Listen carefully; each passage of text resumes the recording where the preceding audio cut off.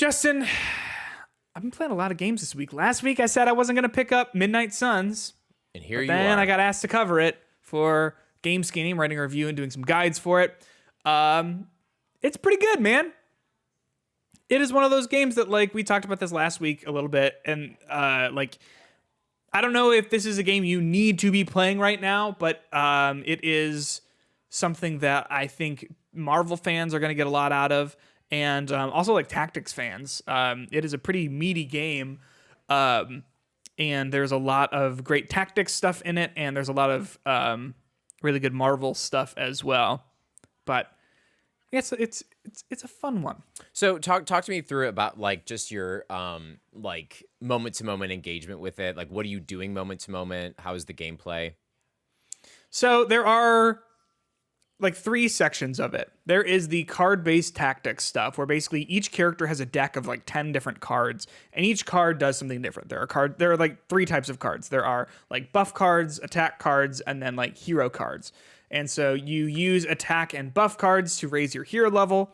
And once your hero level is up to a certain point, you can use hero cards. They're like more powerful or better, or provide better, buffs and whatever. And it's a turn-based, card-based thing. So you go and you pick 3 heroes to accompany you on a mission, and then you use those characters and their decks that you personally have customized to complete objectives and stuff like that. It sounds a lot more overwhelming than it actually is, because you don't need to micromanage everyone's deck, because they all have a starting deck of 10 cards, and then you pretty slowly acquire new cards. And so like you will go, oh shit, I have 1 new card to give to Blade. Let's take a look at Blade's deck. Let's see what works, what we've got too much of, where does this new card fit in, what can we take out?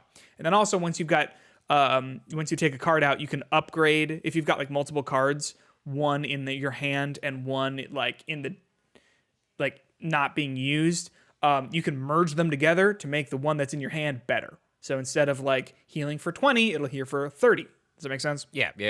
So it really incentivizes you to try new things. I'm not much of a card game person, but I have enjoyed that aspect of the game kind of immensely, because like I said, it's not too overwhelming. I get really overwhelmed when a game is like, here's 100 cards to choose from.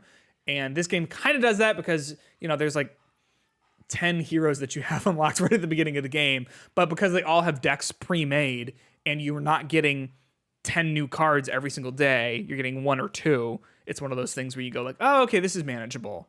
So wait, how many cards are in a deck? I think 10. So if I guess a better way for me to conceptualize this, they're like ability slots, right? More or less. It's all ability slots. So it's yes. So even though it's like a deck game, the cards are just ways to like visualize the abilities that you have. And it tells you what it is, and then you use it, and then it's gone. Got it. And then and so yeah, you only do the cards like get reused in each encounter, or do you only have 10 times to use them per? You use the card, and then it gets back into the shuffle. Okay. Okay. Got it. Yeah. It is, like I said, I get really overwhelmed by card games. It is super mega, like, very easy to parse and understand, and I do not feel overwhelmed with it at all. That also might be because the game's tutorial is like 4 hours.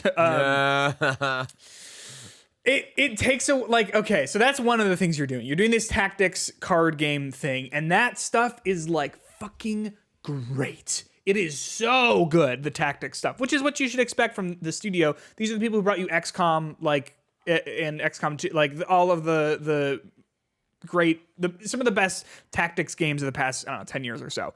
It's what you'd expect. Then the other 2/3 is devoted to hanging out with the superheroes and like giving them gifts and like learning more about their lives, and then also like exploring this like the place where you live and the grounds, and that part is okay. Okay. But not bad. It's interesting. It's fine. It is extremely written. There is so much fucking writing in this game. Holy shit. like wow. And it reads to me a little bit like the people who made the game were trying to like did a lot of research on all of these characters because hey, there's a lot to learn about Marvel characters, right? Like there's so much, but it feels like they did a lot of research on these characters and we're like, well, we have to make sure that every single thing we learned goes in. You know? Yeah. So like you'll walk past Spider-Man and he'll be just sitting there like, man, this is like the time I fought Rhino in this thing for this time. It was crazy because then Venom showed up and he just like keeps going on and you're like, I was just walking past you. Like, wow, did not need to go into this whole thing, right? Yeah. Leave me alone, stalker. And so like hanging out with them is okay. It serves a purpose of like the more your friendship level, the better the abilities they'll have, and then the overall friendship level of like the whole cast is going to make your abilities way better.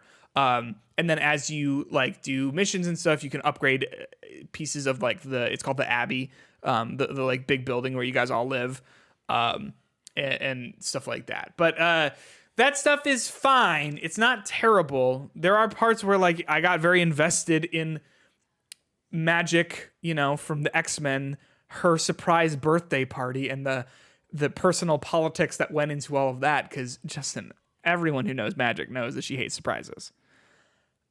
So like I got very invested in that, right? So I guess it was working on me because I was like, because when it came time to have the birthday party, it's like, fuck, no one told her that it's actually happening. Is she gonna be mad? You know, like, but it's not awesome. So like, you know, like it's one of those things where the card game is really fucking good, and the stuff you're doing outside of the card game is all in service and in favor of the card game. But at the end of the day, it's not as good as the card game, and the card game, which seems like it should be the majority of the actual game, is like a third to a quarter of what you're actually doing. Can you date anyone? I don't know. Unclear. Me and Captain Marvel seem to be like hitting it off, but I don't know if Marvel is willing to let its characters like enter relationships. You don't want to see like Captain Marvel and Wolverine like date? I mean, I do. Yeah, we do, but like they don't want that. Although you customize their outfits. And by the way, fucking dripless. These people, like whoever designed the clothes in this game, like, was it their first day on the job? Oh my gosh, the outfits that they have for these characters are fucking awful, just terrible. But so as I love to customize what characters wear, I love doing that. And so like I'm going in and looking at all the options, and I was like, wait, what's this? What's this little category for? Is this the swimsuit category that every character has? So like you can hang out with them at the pool and like they all just get in swimsuits and like just chill and lounge by the pool. Okay, like they better be dating if they have a swimsuit option. I mean, like that's the thing, like, and you can customize them and everything like that. It's one of those things where I was like, who wants this? Me, a sicko. like I want to make sure that I put Blade in pink and white swim trunks and he looks incredible in them. I mean, nothing like Iron Man in a mankini. It's true. We're talking about with the armor. Yeah. Oh yeah. Iron Man bikini. Yeah, sure. So there you go. It is enjoyable. It's one of those things where in a year it'll be $30 and you'd be like, I never picked this up, and you'll try it out and go like, yeah, this is pretty good. One more quick question. The story itself. There's a lot of dialogue. What is the major plot? Is that doing anything for you? Not really. It's all this like new shit. So basically, like you play as a character called the Hunt. No, it's like you play as this character called the Hunter, and he's an OC. This is all fan fiction, by the way. This is all just like 100% fan fiction, where you play as this guy, this superhero who's been dead for 300 years but has been resurrected. Because his mother, Lilith, is this like demon lady, and so she's infecting like a bunch of Hydra people, and then who are then infecting a bunch of superheroes. Venom gets infected, Bruce Banner gets infected, like it's a whole like Wanda Maximoff gets infected. Like she's turning all these superheroes evil, and you're trying to stop them, and it's not very good. Like it's just the writing is like not great.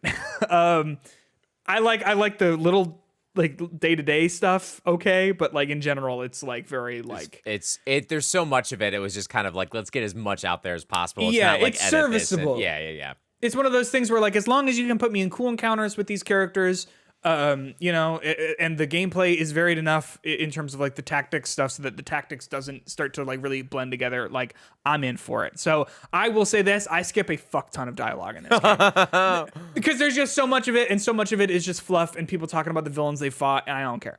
Like, I'll listen. You know, I catch the big stuff, the major story beats and whatever. But And you're playing this on the PS5, PS5. Okay, cool. pretty good game. Very quippy, but like if you like Marvel stuff, like I think that this is a pretty easy recommend. It is like, you know, we talked about Gotham Knights, whatever, like 3 weeks ago. Like, I think that was a game I would recommend to diehard Batman fans, you know what I mean, who are looking for more Batman video games. This I would recommend to pretty much any Marvel fan, regardless of like how diehard you are about it. Damn. Oh, I like that. Like I think I mean, you know, we're both deep in, but like I think you would get a something out of this game, if that makes sense. Is it on the Switch? It might be coming to the Switch. It would be a good game for the Switch. I agree. That sounds like the perfect and it's not there yet, but PS5, Xbox Series X, and PC right now. But like I'd mess with that.